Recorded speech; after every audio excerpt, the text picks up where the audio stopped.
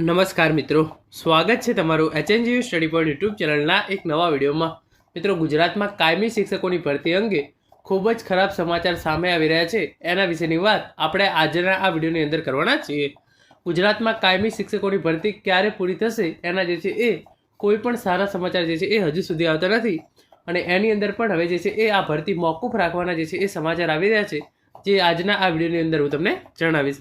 તો હવે શરૂ કરીએ આજનો આ વિડીયો। તો તમે જોઈ શકો છો, ગુજરાતમાં ચૂંટણીના કારણે શિક્ષકોની ભરતી મોકૂફ, કાયમી શિક્ષકોની ભરતી પૂરી કરવામાં રસ જ નથી।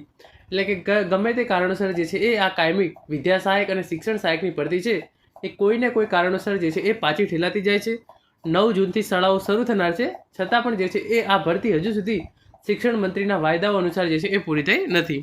એના રિલેટેડ જે આ ઓફિશિયલ પરિપત્ર અહીંયા બહાર પાડવામાં આવે છે તમે જોઈ લો।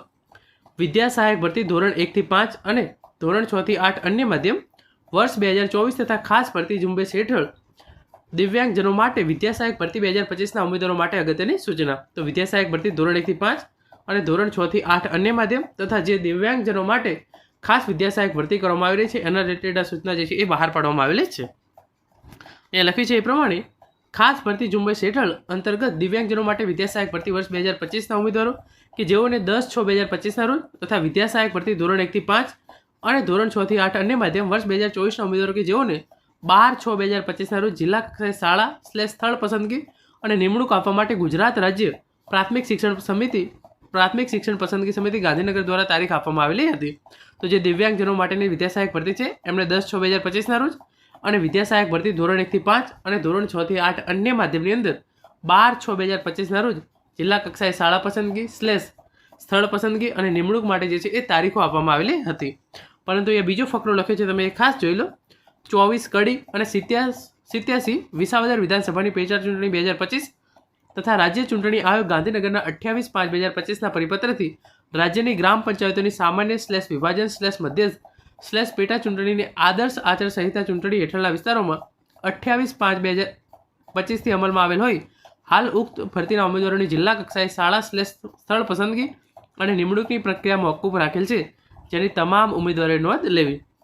તો જે દિવ્યાંગ ઉમેદવારોની 10/6/2025ના રોજ જે છે એ શાળા પસંદગી હતી અને નિમણૂક આપવાનો જે છે એ કાર્યક્રમ હતો અને જે વિદ્યા સહાયક ભરતી ધોરણ 1 થી 5 અને ધોરણ 6 થી 8 અન્ય માધ્યમની અંદર તારીખ 12/6/2025ના રોજ જે છે એ શાળા પસંદગી અને નિમણૂકનો જે કાર્યક્રમ હતો એ વિધાનસભાની પેટા ચૂંટણી અને ગ્રામ પંચાયતોની ચૂંટણીને કારણે જે છે એ 28/5/2025ના રોજથી જે આચાર સંહિતા લાગુ કરવામાં આવી છે એના કારણે જે છે એ તમામ જે છે એ જિલ્લા પસંદગી, જિલ્લા કક્ષાએ શાળા પસંદગી અને નિમણૂકની પ્રક્રિયા જે છે એ મોકૂફ રાખવામાં આવેલી છે।